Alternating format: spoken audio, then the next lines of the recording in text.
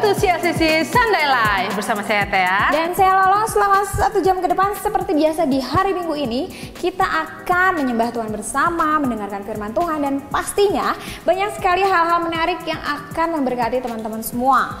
Tapi sebelum kita mulai CLCC Sunday Live minggu ini, gue pengen tanya nih Teh. Karena ini berhubungan sama sermon kita minggu ini. Ada gak sih sesuatu yang lu berhalain, yang lu ngerasa itu sangat berharga, bahkan mungkin lebih berharga daripada Tuhan? Sesuatu yang berharga dari Tuhan? Kalau misalnya uang nih ya lo, uang gue nggak masalah sih, uang gue banyak gitu, nggak kayak si Dodi tuh ngutang sana sini, tau gak sih gitu kan. Terus kalau percintaan, gue cantik. Jadi gue banyak yang suka kali ya. Baik, Nggak kayak si Ani tuh bucin banget gak sih? Masa cuma sama pacarnya minta diantar, minta dijemput tiap hari, bucin banget gak sih? Oh gitu ya, Ya bucin kan? ya. Terus pelayanan gue, pelayanan sana sini oke lah ya. Semua pelayanan gue jabanin. Senin sampai Minggu gue pelayanan, Minggu apalagi di gereja. Nggak kayak si Nina tuh, Sabtu tuh gerejanya di Hafe, tau nggak? Oh di Hafe. Jadi lu ngerasa nggak ada sesuatu yang lu berhalakan? Enggak sih, enggak. Kayaknya ada deh Teh. Diri lu sendiri. Soalnya dari tadi lu ngomongnya aku, gue kaya, gue cantik, gue ini, gue itu. Gue nggak sadar ya? Enggak lah lo, nggak mungkin. Lu berhalakan diri lu sendiri, gue yakin. Enggak, masa sih? Lu nggak sadar? Enggak mungkin. Udah deh, daripada dia ngotot, gue juga ngotot. Mendingan teman-teman kita saksikan video yang sangat keren berikut ini. Jangan kemana-mana, tetap di CLCC Sunday Live. Suatu saat saya ketemu dengan Eka di gereja. Nggak tahu, tiba-tiba Eka ngajakin aja, udah ikut home belum? Gitu. Dulu pernah, tapi sekarang udah enggak. Mau ikut home nggak? Boleh lah, gitu. Cuman gitu doang, jadi nggak ada ekspektasi yang macam-macam lah gitu. Gue ikut aja gitu kan.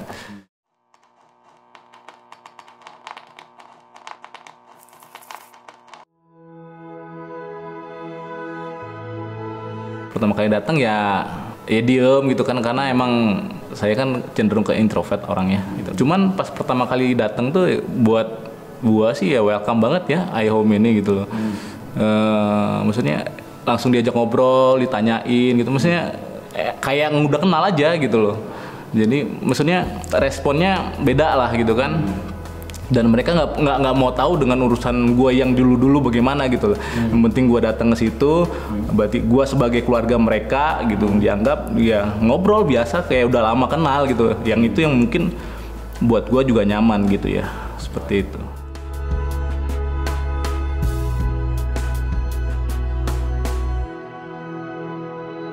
Perasaan gue pas Bastian mau ngikut home lagi ini yang di iHome ini, gue sih ngerasanya aduh semoga ya ini home yang terakhir, karena gue ngerasa kok keluar masuk gitu, nggak ada kayak sia-sia lah gue ngerasanya gitu.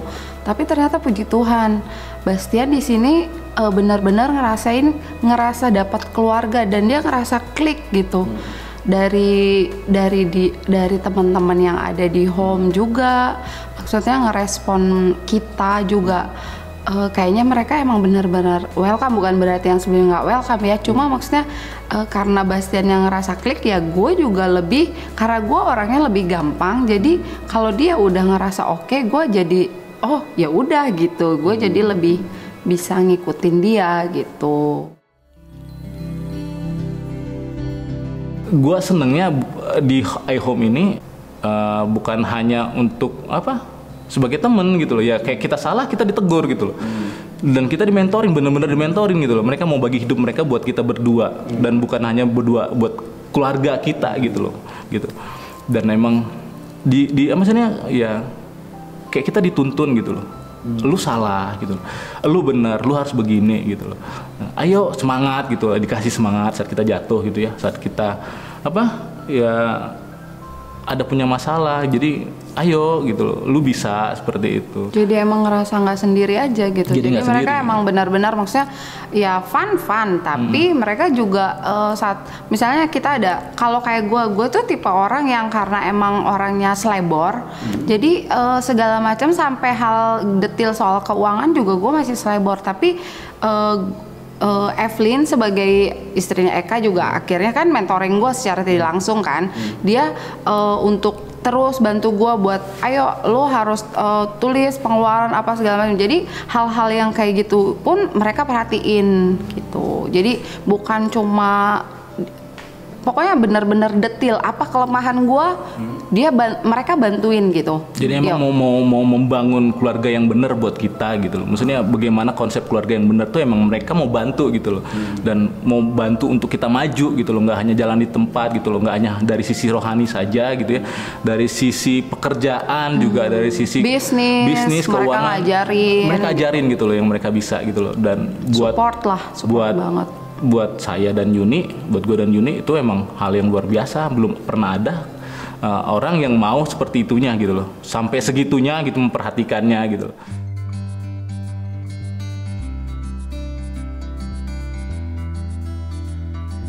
Bastian tuh berubah banget. Sebuah pertobatan pasti diawali dengan keterbukaan. Nah, di situ Bastian mau mulai terbuka karena dia ngerasa teman-teman home juga mau terbuka sama dia. Jadi Bastian mau dikoreksi, akhirnya mau gitu. Tadinya tuh dia orang yang sangat susah disentuh ya, maksudnya kalau kesentuh dikit dia akan ngerasa marah, dia akan tersinggung dan akhirnya dia nggak akan datang home lagi. Tapi karena teman-teman home juga mau cerita kegagalan mereka mau cerita juga kesalahan yang pernah mereka lakukan, akhirnya Bastian mau kebuka. Saya juga melihat perubahan Yuni ya, kalau dulu mah ya itu ya, ya kayak dibilang selebor ya, pelupa segala macam ya. Maksudnya ya kalau gua kan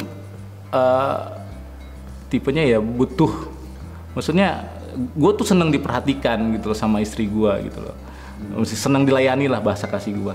Nah setelah ikut iHome ini ya nggak tahu mungkin dimentorin juga sama Evelyn sama teman-teman yang lain ya, ya mulailah gitu ya, mulai lagi balik lagi seperti ini yang dulu pertama gue kenal gitu waktu pacaran, mulai lagi melayanin gitu ya, ngobrolnya udah mulai enak gitu ya. Kalau dulu kan ya sama ya, kalau gue udah diem aja. Kalau kita konflik ya, gue diem, dia makin keras gitu ya. Dia keras, gue makin keras lagi. Kalau sekarang enggak, dia mungkin setelah itu dia lebih banyak kalahnya. Ya, gue keras, dia mulai ngalah gitu ya. Gitu. Oh, menurut gue kayak komunitas tuh bengkel. Iya. Jadi saat emang lu mau diperbaikin, tapi ya itu kalau lu harus terbuka, lu mau diperbaikin. Ada orang-orang juga yang siap support. Jadi menurut gue ya dari pengalaman yang gue udah pindah 3 kali home, ternyata tuh ya percuma kitanya yang pindah-pindah home gitu loh.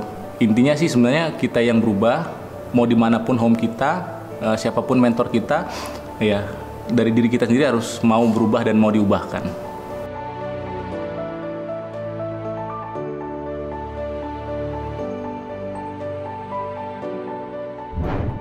Wow, keren banget ya videonya. Ternyata ada juga komunitas yang saling membangun, saling support satu sama lain. Banyak, Teh. Tapi ada juga komunitas yang justru berdampak negatif, Teh. Apa tuh? Contohnya, kayak arisan lo. Iya, lu pulang kerja, ketemu sama anak-anak arisan. Weekend, ketemu sama anak-anak arisan, nongkrong-nongkrong, bukan yang ngurus suami. Jadi secara tidak langsung lu memberhalakan komunitas arisan lo, Teh. Jadi gue tuh kasih effort yang berlebih untuk sesuatu yang nggak penting. Betul, ya lo. Itu nggak penting. Nah, tapi yang ini penting. Jangan lupa subscribe, like, dan share YouTube channelnya CLCC di Cactus Production BDG. Jangan lupa. Sebentar lagi kita akan menyembah dan mendengarkan firman Tuhan. Yuk teman-teman, siapkan hati dan pikiran kita. Jangan kemana-mana, tetap di CLCC Sunday Life. Halo Sobat CLCC, selamat hari Minggu. Apa kabar semuanya? Saya harap Anda dalam keadaan baik-baik saja dan sehat selalu. Perkenalkan, saya Ruth mewakili keluarga besar CLCC menyambut Anda yang baru pertama kali hadir di CLCC Sunday Life. Dan saya percaya kita semua akan diperlengkapi dan diberkati di ibadah hari ini. Sebelum kita mengikuti ibadah online ini, saya mau undang saudara untuk berdoa. Mari kita berdoa. Bapa, kami bersyukur untuk setiap kebaikan-Mu, untuk setiap pemeliharaanmu dan setiap penyertaan-Mu di sepanjang hidup kami. Kalau sebentar kami mau mulai ibadah online ini Tuhan, kami mau muji, menyembah, dan mendengarkan firman-Mu. Sertai kami Tuhan agar kami bisa fokus Tuhan dan tertuju hanya kepada Engkau saja. Bapa, kami juga berdoa untuk persembahan, biarlah kami memberikan persembahan dengan segenap hati dan kerelaan hati kami karena kami mengasihi Engkau. Dan biarlah persembahan ini selalu menyenangkan hati-Mu. Terima kasih Bapa, kami bersyukur. Dalam nama Yesus kami sudah berdoa. Haleluya, amin. Bagi Anda yang tergerak menyalurkan persembahan, Anda bisa melakukannya dengan cara transfer ke rekening berikut. Atau melalui QR Code yang tertera di layar saudara. Saudara, sebentar kita akan memuji, menyembah, dan mendengarkan firman Tuhan. Firman Tuhan hari ini akan dibawakan oleh senior pastor kita, Andi Setiawan. Dan saya percaya Anda pasti diberkati dan akan belajar hal-hal baru. Selamat mengikuti CLCC Sunday Live. God bless you.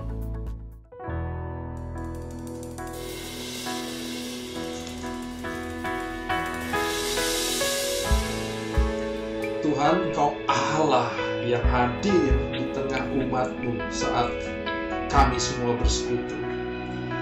Dan saat kehadiran-Mu ada nyata di tengah kami, Engkau mengerjakan perkara-perkara yang ajaib, perkara-perkara yang besar di tengah kami. Engkau Allah yang membuat jalan saat tiada jalan. Mujizat atas kami semua. Haleluya. You are here, moving in our midst. I worship you, I worship you. You are here, working in this place. I worship you, I worship you.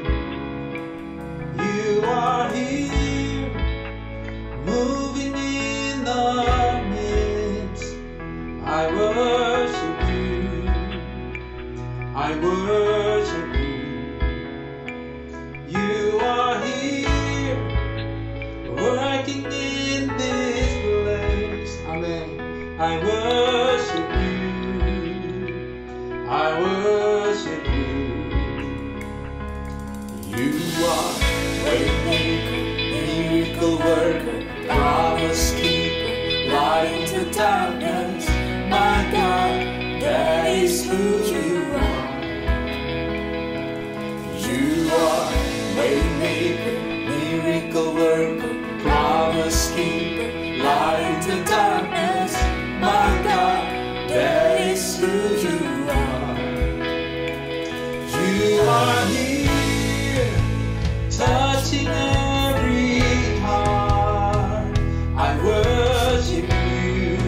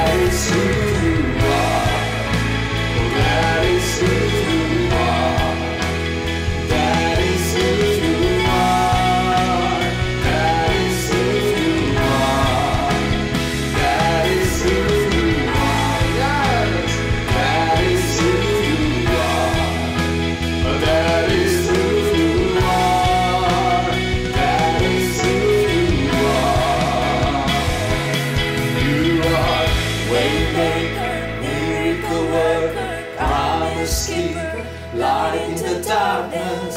My God, that is who you are. You are waymaker, miracle worker, promise keeper, light in the darkness. My God, that is who you are. Hey! Even when I don't see it, you're working. Even when I don't feel it, you're working. You never stop working.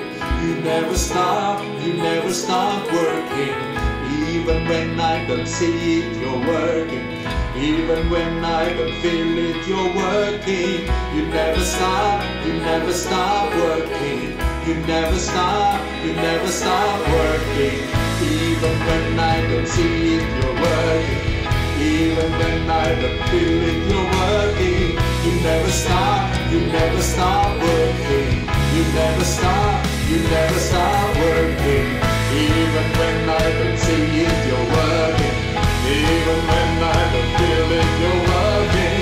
You never stop working. You never stop. You are miracle worker, promise keeper, light in the darkness. My God, that is who you are. You are waymaker, miracle worker, promise keeper, light in the darkness. My God, that is who you are. That is who you are. Yes, that is who you are.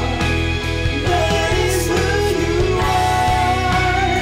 That is who you are. That is who you are. Oh, that is who you are. That is who you are. That is who you are. Mari kita sembah Tuhan Yesus. Dialah yang terima pengambilan, dialah yang terima hormat.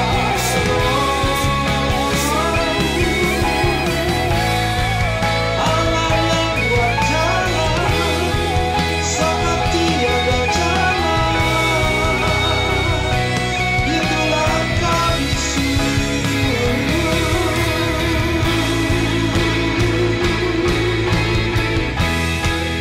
Kau sumber kekuatan kami, sumber pengharapan kami,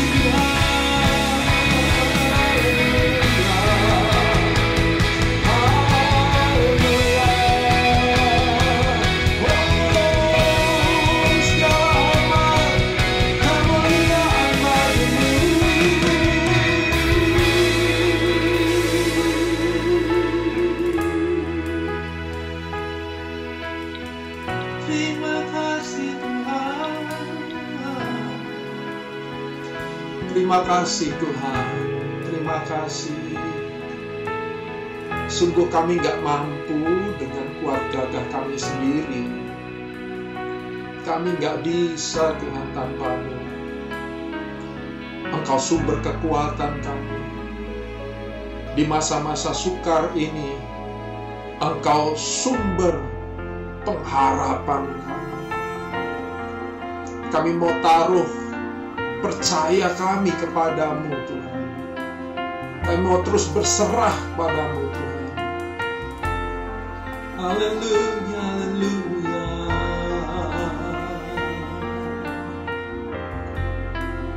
Terima kasih. Ini aku percaya, tiada yang mustahil bagimu. Kuasamu kuatkanku, dasarku berharap.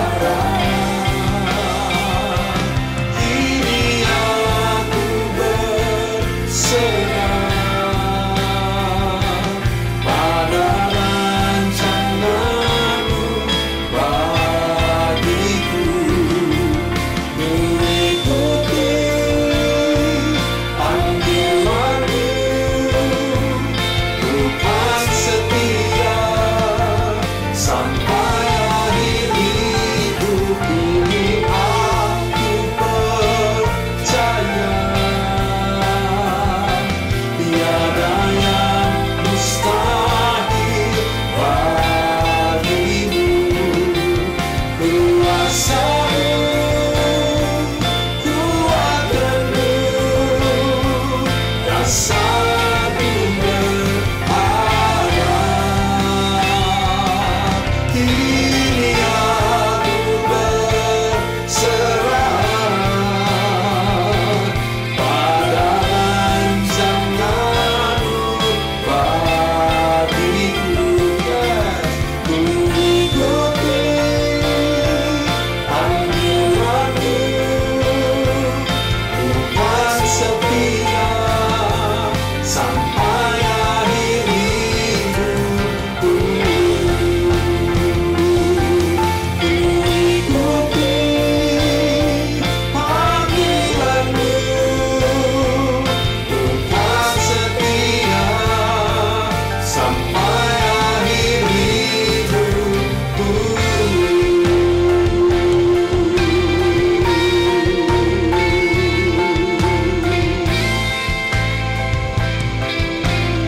Ku mau setia, ya Allah.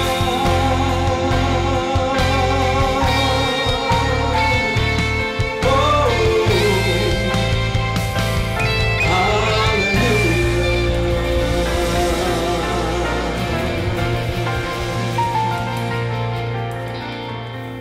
Halo CLCC, apa kabar semuanya? Dan saya berharap kita semua selalu dalam perlindungan Tuhan di masa-masa yang seperti ini. Saya mau ajak kita sekali lagi untuk merenungkan tentang hati kita, menggali tentang hati kita, karena ini suatu hal yang penting sekali untuk terus mempelajari ada apa di dalam hati kita yang terdalam ini. Kenapa begitu? Karena tahun 1950-an ilmu pengetahuan menemukan bahwa pikiran sadar kita itu ternyata hanya menentukan 10% dari seluruh keputusan yang kita ambil dalam hidup ini. 10% dari seluruh respon yang keluar dalam sehari-hari hidup kita. 90% dari keputusan kita ditentukan oleh subconscious mind, alam bawah sadar, pikiran bawah sadar kita, di mana itu semua dipengaruhi oleh semua peristiwa yang pernah terjadi. Gembira, susah, senang, semua berkumpul jadi satu, tanpa sadar membentuk kepribadian kita, membentuk pola pikir kita, dan itu yang menentukan 90% dari respon, 90% dari keputusan dalam hidup kita. Kalau ilmu pengetahuan baru dapat itu 1950-an, Alkitab sudah bilang dari awal. Salah satunya Amsal 4 ayat 23 bilang gini, jagalah hatimu dengan segala kewaspadaan, karena dari situlah terpancar kehidupan. Jadi Tuhan pun mau mengatakan pada kita bahwa jaga hatimu, perhatikan hatimu, pelihara hatimu dengan baik. Karena masa depanmu ditentukan dari sana, hidupmu ditentukan dari sana. Kehidupan terpancar dari hati kita. Nah, kali ini saya mau ajak kita belajar, judulnya begini, Tuhan-Tuhan palsu. Kalau kita perhatikan sepanjang sejarah manusia, maka manusia itu cenderung untuk menyembah banyak dewa. Manusia itu cenderung untuk memiliki banyak dewa. India punya 300 juta dewa. Jepang 8 juta, Mesir 2000, Cina 1000, Yunani 250, Viking atau Jerman sekarang Skandinavia itu 24, Roma punya 12 dewa. Untuk segala sesuatu dalam hidup ini manusia punya dewanya masing-masing. Kalau ingin kaya, ada dewa kekayaan. Kalau ingin cantik, ada dewa kecantikan. Ingin berkuasa, ada dewa perang. Manusia cenderung menyembah apa yang bisa memenuhi keinginannya. Apa saja yang bisa membuat keinginannya tercapai cenderung disembah oleh manusia. Bahkan di zaman modern ini pun manusia tidak jauh berubah. Manusia cenderung menyembah banyak Tuhan juga sampai hari ini.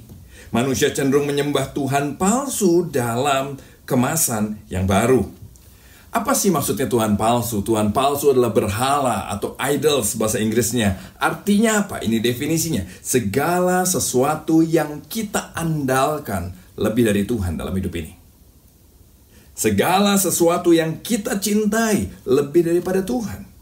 Segala sesuatu yang bisa membuat kita bahagia kalau mendapatkannya lebih daripada Tuhan. Segala sesuatu yang bisa membuat kita broken heart, sedih, lebih daripada Tuhan. Nah, gimana caranya kita bisa mengenali apakah ada Tuhan palsu di hati kita? Apakah kita menyembah Tuhan yang lain di hati kita? Kita bisa cek dari begini, apa yang paling memotivasi hidup kita selama ini? Apa yang paling membuat emosi kita terluka, emosi kita meledak, lepas kontrol dan sebagainya? Apa yang membuat itu? Nah, berikut ini ada kuesioner yang bisa membantu saudara. Coba saudara isi, bisa sepanjang khotbah atau juga nanti setelah khotbah saudara renungkan lagi, karena ini perlu dipikirkan lebih jauh. Oke? Ini kuesionernya. Yang pertama, apa yang paling membuat saya merasa berharga di dalam hidup ini? Yang kedua, apa yang paling membuat saya merasa bahagia di dalam hidup ini? Yang ketiga, apa yang paling penting bagi saya di dalam hidup ini? Yang keempat, apa yang paling saya takuti terjadi dalam hidup ini? Yang kelima, kehilangan apa yang bisa membuat saya tidak punya semangat hidup lagi? Yang keenam, apa yang paling memberi saya semangat di dalam hidup ini? Yang ketujuh, hal apa yang kalau Tuhan tidak berikan pada saya, maka itu bisa membuat saya kecewa dan meninggalkan Tuhan. Nah, coba saudara isi. Dari isian itu, kebanyakan orang akhirnya menemukan harus mengakui bahwa di hatinya ada hal lain yang lebih penting daripada Tuhan.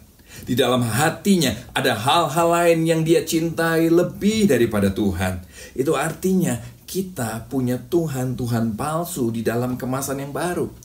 Ada yang memilikinya dalam bentuk ini, karir atau prestasi. Jadi hal terpenting, hal yang paling memotivasi hidupnya adalah karir atau prestasi yang mau dia capai.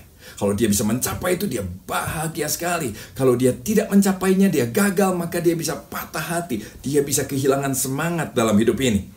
Hal yang lain, bentuk yang lain adalah kekuasaan, kekayaan. Bahkan banyak orang mau ke gereja karena mereka dijanjikan kekayaan. Kalau kita ke gereja, kalau kita percaya Yesus, kamu pasti jadi kaya. Karena itu kita mau ke gereja. Kalau Tuhan tidak bisa membuat saya jadi kaya, saya tidak mau ikut Tuhan yang seperti itu. Wow. Ada juga yang bentuknya penampilan. Dia siap bayar harga apapun juga. Yang penting dia bisa tampil cantik, tampil keren, dipuji orang. Dia siap bayar harga berapapun juga. Bahkan untuk mengikut Tuhan, dia nggak mau bayar harga sebanyak itu. Dia lebih menghargai penampilannya daripada Tuhan. Ada juga bentuk yang lain Tuhan-Tuhan palsu ini, bentuknya ini, pelayanan. Kok bisa pelayanan? Kan itu saya lakukan buat Tuhan. Seakan-akan baik, tapi bagi beberapa orang, pelayanan bahkan jadi lebih berharga daripada Tuhan itu sendiri. Ya kan? Contohnya, waktu dia tidak dipuji, dia kecewa sama Tuhan. Waktu pelayanannya tidak dipuji, waktu pelayanannya tidak berkembang, dia kecewa sama Tuhan. Waktu pelayanannya diserahkan pada orang lain, diambil dan diserahkan pada orang lain, wah, berapa orang yang kecewa dan meninggalkan Tuhan. Gara-gara itu, berarti pelayanan jauh lebih berharga daripada Tuhan buat dia. Ada juga yang dalam bentuk kegiatan agama, contohnya ahli Taurat, orang Farisi, mereka sangat taat beragama. Untuk apa? Untuk dipuji orang, untuk merasa diri benar, untuk merasa diri bisa selamat karena perbuatannya. Ada juga yang bagi dia keluarga itu paling penting. Dia ikut Tuhan supaya keluarganya dijaga Tuhan. Jadi kalau sampai sesuatu terjadi sama keluarganya, oh dia kecewa sekali sama Tuhan, dia marah sekali sama Tuhan. Ada juga yang bentuknya public figure. Public figure ini bisa tokoh, idola, atau juga pendeta. Makanya nggak heran, beberapa orang bahkan gini, apapun yang pendetanya ngomong, dia ikutin. Walaupun apa yang dia ngomong berbeda sama Alkitab, dia tetap ikutin pendetanya. Berarti dia lebih pilih pendetanya daripada Tuhan. Karena waktu pendetanya berbeda dengan firman Tuhan, dia tetap ikut pendeta dan tidak ikut Tuhan. Apa akibat dari semua itu? Apa akibatnya kalau ada Tuhan-Tuhan palsu di dalam hidup kita? Begini, waktu kita mulai menyukai hal-hal ini, mencintai hal-hal ini lebih daripada Tuhan, maka mereka ini akan mulai menguasai hati kita. Hati kita akan mulai dikuasai seperti akar yang mengikat tanah, sehingga tidak bisa dicabut lagi, sulit sekali dicabut. Mengakar sekali. Dia menguasai hati kita dan mulai membuat kita takut, khawatir, takut kehilangan apa yang kita cintai ini. Khawatir kehilangan, khawatir gagal mencapai apa yang dia cintai ini. Dan akibatnya mulailah kita terluka. Kenapa? Karena apa yang kita takutkan itu akan terjadi. Kita akan kehilangan apa yang kita cintai di dunia ini. Kenapa? Sebab Tuhan palsu itu sama sekali tidak bisa menjanjikan kekekalan buat kita. Sama sekali enggak. Karena itu terluka itu pasti dialami buat orang yang mulai menyembah Tuhan yang palsu ini. Dan Tuhan yang palsu ini juga bisa memalsukan keselamatan kita. Bahaya banget. Saya mau ajak kita lihat beberapa kasus di Alkitab. Contohnya Yusuf dan kakak-kakaknya. Itu Kejadian 37 ayat 4, 19-20. Saudara bisa baca semuanya, saya beri beberapa ayat, potongan ayatnya saja, singkatnya saja buat saudara. Setelah dilihat oleh saudara-saudaranya bahwa ayahnya lebih mengasihi Yusuf dari semua saudaranya, maka bencilah mereka itu kepadanya. Jadi melihat ayahnya lebih mengasihi Yusuf, bencilah kakak-kakaknya pada Yusuf. Dan tidak mau menyapanya dengan ramah. Suatu kali Yusuf datang ke kakak-kakaknya, kata mereka seorang pada yang lain, "Lihat, tukang mimpi itu datang. Sekarang mari kita bunuh dia." Wow, kakak bisa mau bunuh adiknya. Kenapa bisa begitu? Apa yang menyulut emosi mereka sehingga mereka bisa merespon, sehingga mereka bisa membuat keputusan yang seperti itu, membenci bahkan membunuh? Apa yang ada di hati mereka? Apa yang begitu menguasai hati mereka sehingga mereka bisa seperti itu? Dalam kasus ini saya rasa begini, pengakuan, perhatian, warisan mungkin menjadi suatu hal yang terpenting dalam hidup mereka. Sehingga hal-hal itu menggeser Tuhan, menggeser prinsip firman Tuhan jauh dari hati mereka. Mereka nggak peduli lagi sama Tuhan. Mereka begitu dikuasai oleh pengakuan, perhatian, warisan yang mereka kecewa karena mereka tidak dapatkan. Kasus yang lain, seorang nabi dalam Yunus 4 ayat 1-3. Demikian bagian-bagian dari firman Tuhan saya cuplik buat saudara. Tetapi hal itu sangat mengesalkan hati Yunus. Lalu marahlah dia. Dan berdoalah dia kepada Tuhan, katanya. Setelah dia berdoa, dia bilang nih, "Sebab aku tahu bahwa engkaulah Allah yang pengasih dan penyayang." Jadi Yunus marah karena Allah itu pengasih dan penyayang. Seorang nabi, seorang yang melayani Tuhan, seorang yang aktif di dalam Tuhan, dia marah karena Tuhan pengasih dan penyayang. Karena Tuhan memutuskan untuk mengampuni Niniwe, mengampuni bangsa lain yang di luar bangsa Israel. Dia lanjutkan begini, "Jadi sekarang ya Tuhan, cabutlah kiranya nyawaku, karena lebih baik aku mati daripada hidup." Wow. Nabi, pelayan Tuhan, minta mati. Kenapa? Karena Tuhan menyelamatkan bangsa lain. Bagi Yunus, kesukuan menjadi kebanggaan yang lebih utama daripada Tuhan. Karena itu keinginan Yunus, lihat nih, karena dia dikuasai kepada cinta golongan yang berlebihan, mencintai bangsanya secara berlebihan dan membenci bangsa lain. Akhirnya keinginan Yunus, nabi ini, jadi berlawanan dengan keinginan Tuhan. Harapan Yunus jadi melawan firman Tuhan.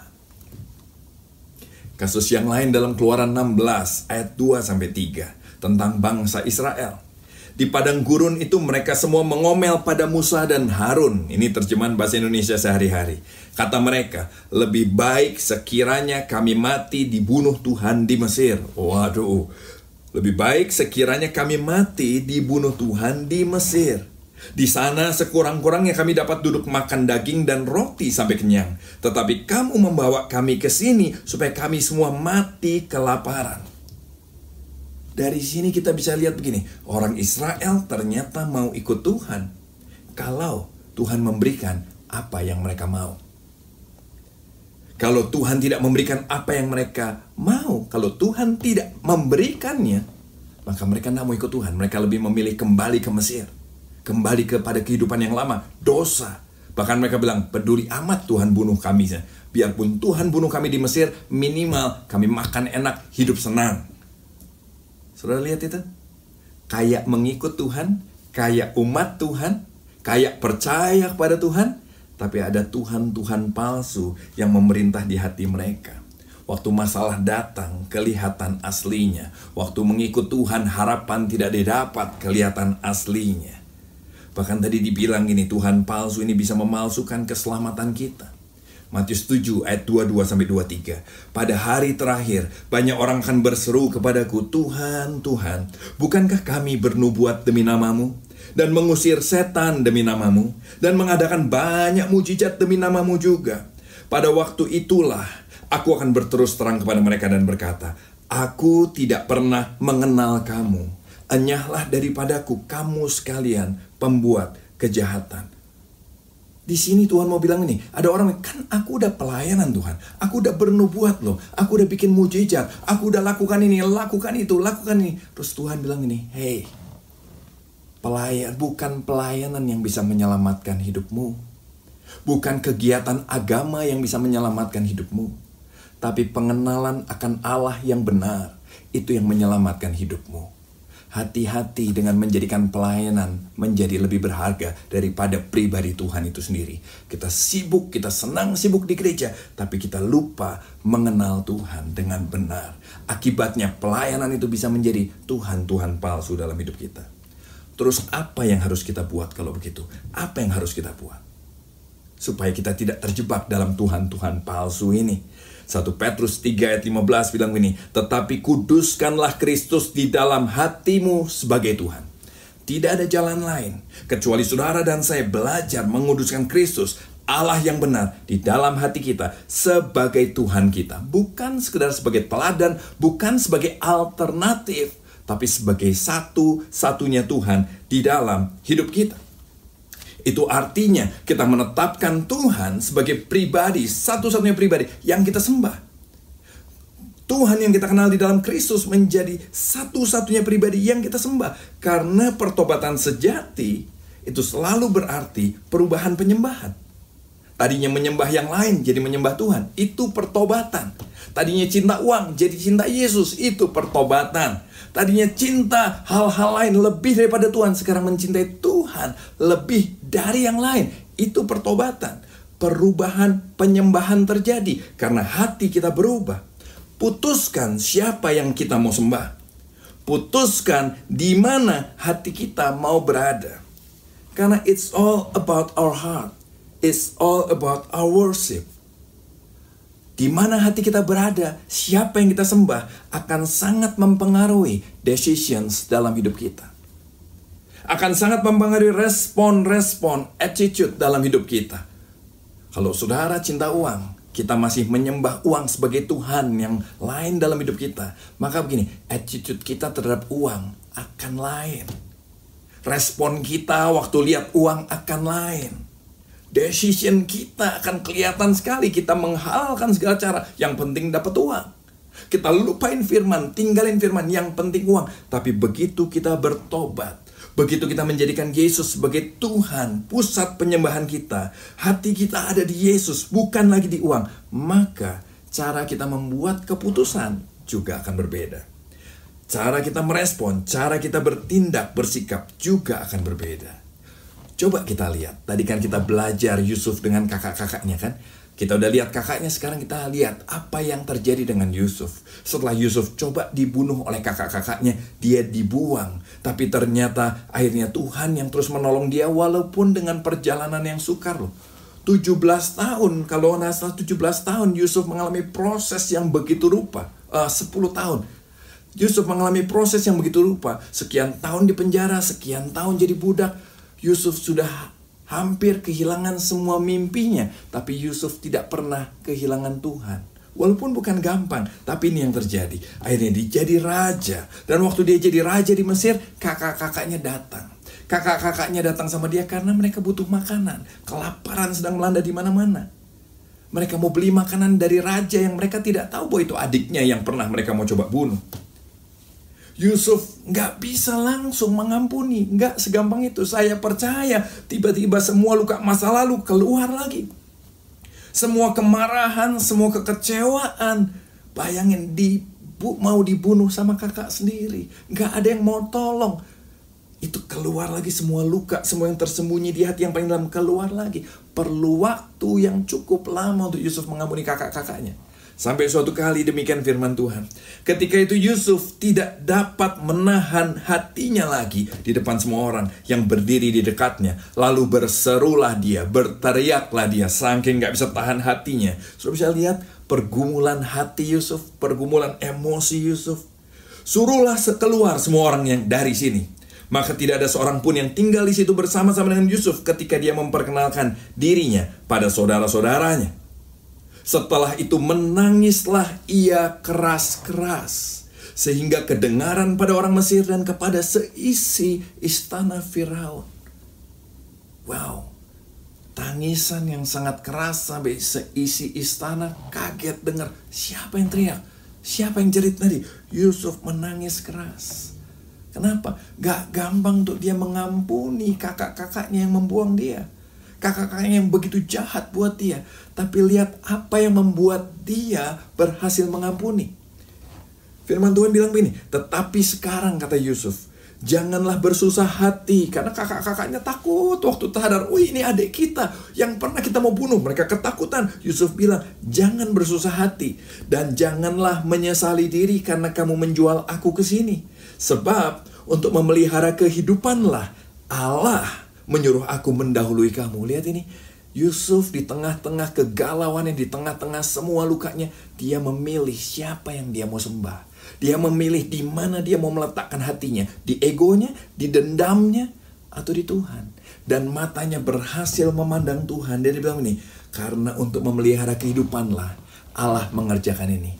Orang yang menyembah Tuhan, menjadikan Tuhan sebagai pusat penyembahan, maka decisionnya akan berbeda, responnya akan berbeda. Dia berhasil melihat bahwa Tuhan turut bekerja dalam segala sesuatu untuk mendatangkan kebaikan di balik semua rencana jahat yang dikerjakan buat dia. Begitu juga saudara dan saya. Amin. Tuhan Yesus pun memberikan teladan buat kita waktu dia turun menjadi manusia dan tinggal di antara kita. Alkitab bilang dia bisa merasakan lemahnya manusia. Dia pun dicobai, tapi dia tidak berbuat dosa. Di dalam Lukas 4 ayat 1-3, demikian firman Tuhan. Yesus yang penuh dengan Roh Kudus kembali dari sungai Yordan habis dibaptis. Lalu dibawa oleh Roh Kudus ke padang gurun. Di situ dia tinggal 40 hari lamanya dan dicobai iblis. Selama di situ dia tidak makan apa-apa dan sesudah waktu itu dia lapar. Yesus lapar karena 40 hari dia nggak makan apa-apa. Orang kalau lapar, orang kalau sedang ada di dalam tekanan, maka sifat aslinya akan keluar. Betul? Begitu juga orang kalau diberikan harta atau kekuasaan yang berlimpah, maka sifat aslinya akan keluar. Dan ini yang terjadi dengan Tuhan Yesus. Lihat ini, hati-hati waktu kita sedang dalam kondisi begini. Karena Tuhan-Tuhan palsu akan mulai mendekati kita dan memberikan banyak penawaran yang menarik untuk daging kita. Lihat apa yang terjadi. Lalu berkatalah iblis kepadanya, jika engkau anak Allah, suruh dong batu ini jadi roti. Jawab Yesus kepadanya, ada tertulis, manusia hidup bukan dari roti saja. Lagi lapar. Iblis menawarkan, Tuhan palsu menawarkan ini, kamu kan punya kuasa untuk memerintah. Kamu punya kuasa, kamu punya power untuk memerintahkan supaya apa yang kamu mau kamu dapat. Sebagai manusia, Yesus sedang lapar dan tergoda. Tapi lihat ini, dia mengarahkan matanya pada firman Allah. Dia mengarahkan, dia memutuskan untuk menjadikan Tuhan sebagai pusat kehidupannya. Firman Tuhan sebagai pegangan, pedoman hidupnya. Dia bilang, ada tertulis. Dia bilang nih, manusia hidup bukan dari roti saja. Karena itu kalau kita malas baca firman, waktu kita dicobai, waktu Tuhan palsu ini datang, apa yang kita mau jawab kalau kita nggak tahu firman? Tapi iblis nggak selesai sampai situ.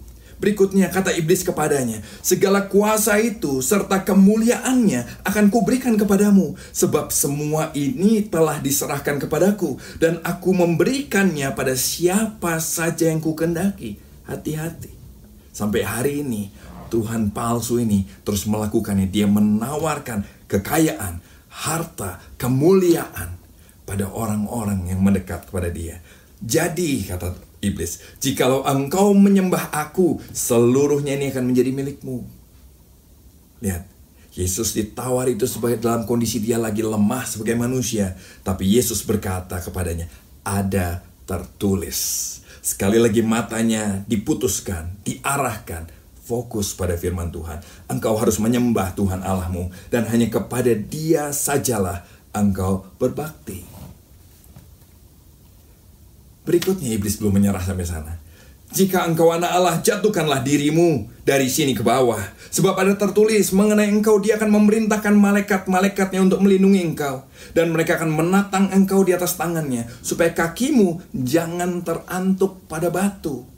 Ini ditawari kenyamanan. Engkau kan Tuhan, ngapain kau jadi manusia? Ngapain kau susah-susah? Sudahlah, hiduplah sebagai Allah saja. Batalkan semua rencanamu, supaya kamu tidak perlu terantuk pada batu. Kamu tidak perlu sampai harus disalibkan dan sebagainya. Kenyamanan ditawarkan. Tapi Yesus sekali lagi menjawab, katanya, ada firman, jangan engkau mencobai Tuhan Allahmu. Sesudah iblis mengakhiri semua pencobaan itu, dia mundur daripadanya dan menunggu waktu yang baik. Saudara, kalau saudara ikuti kelas-kelas Healthy Heart yang ada di CLCC, saya ikut dan saya pun diberkati. Kita belajar di sana bahwa semua bekas luka yang pernah kita alami itu akan menjadi area sensitif buat perjuangan hidup kita selama hidup kita. Kenapa? Karena iblis terus menunggu waktu yang baik. Dia akan terus mencoba. Dia akan terus membangkitkan luka-luka kita yang lama. Karena itu, gak ada cara lain selain kita betul-betul memutuskan kepada siapa kita mau menyembah. Karena kalau gak, mudah sekali kita tertipu oleh Tuhan-Tuhan palsu ini. Mudah sekali untuk luka lama, keinginan yang lama dibangkitkan lagi, dan kita terbawa lagi. Tidak ada jalan lain selain memutuskan siapa yang mau kita sembah. Putuskan di mana hati kita mau kita letakkan.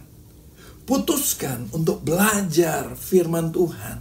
Ayo putuskan untuk menghormati firman Tuhan. Gak gampang memang. Waktu kita lemah dan kita dapat tawaran-tawaran itu, kita cenderung untuk mengikuti Tuhan-Tuhan lain.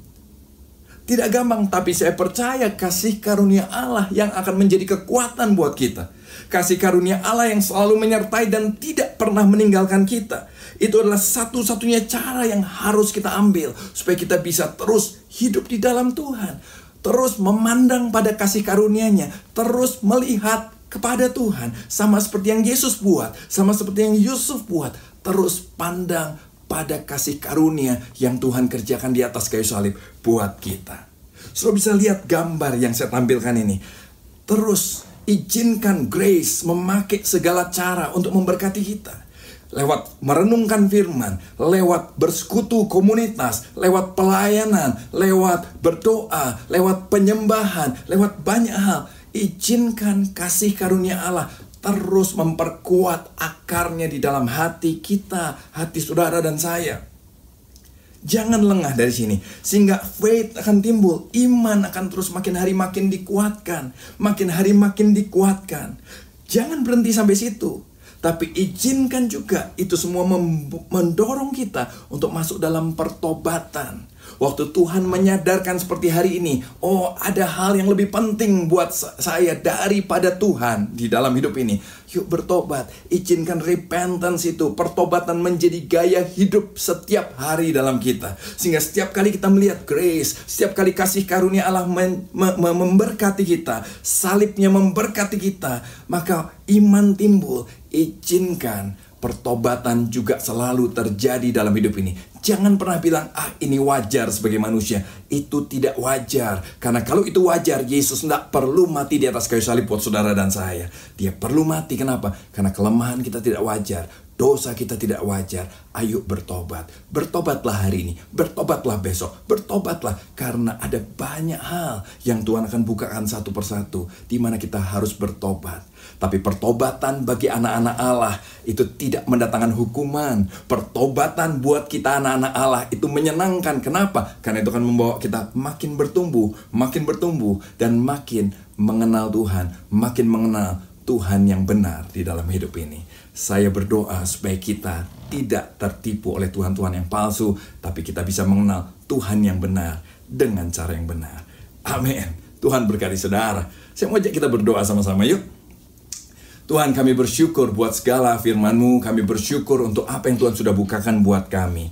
Aku berterima kasih Tuhan. Aku berdoa minta Engkau menyinari hati kami, menerangi hati kami dan pikiran kami. Supaya kami boleh disadarkan, kami boleh mengenali kalau kami masih banyak menyembah hal-hal lain, mencintai hal-hal lain lebih daripada Tuhan. Biar Tuhan lembutkan hati kami untuk kami mau bertobat dari itu semua.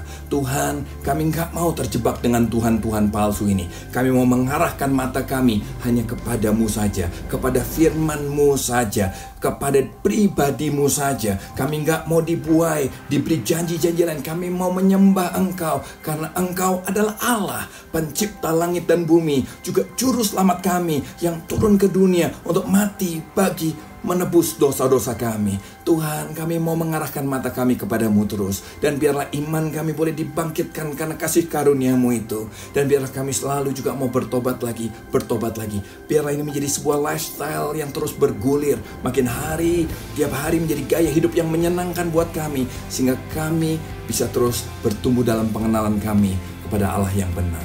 Terima kasih Tuhan. Di masa-masa yang sukar ini kami juga berdoa buat pekerjaan setiap kami semua. Tuhan, campur tanganlah dalam pekerjaan kami.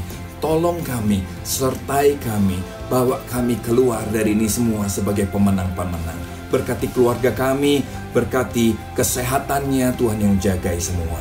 Lindungi kami berdoa buat kota kami berdoa buat bangsa kami. Tuhan berkati kota ini, biarlah kami di masa-masa sukar ini bisa terus jadi berkat yang nyata di tengah-tengah masyarakat. Terima kasih Tuhan. Sebentar kami akan tutup ibadah online ini. Biar Tuhan menyempurnakan semuanya dengan berkat yang daripada Tuhan. Mari umat Tuhan yang disayangi Tuhan, kita buka hati kita dan juga angkat tangan kita di hadapan Allah. Terimalah sekarang berkat yang berlimpah-limpah dari Allah Bapamu yang ada di surga. Dalam cinta kasih anak yang tunggal, Yesus Kristus Tuhan kita yang hidup. Dan dalam persekutuan yang manis dengan Roh Kudus, biar selalu menyertai kita semua dalam segala sesuatu yang kita kerjakan dan membuat kita memuliakan Tuhan di dalamnya. Dan sejak hari ini sampai Yesus menjemput dari awan-awan, bahkan sampai selama-lamanya. Yang percaya sudah memang berkat Tuhan lebih lagi. Sama-sama katakan, Amin. God bless you. Happy Sunday.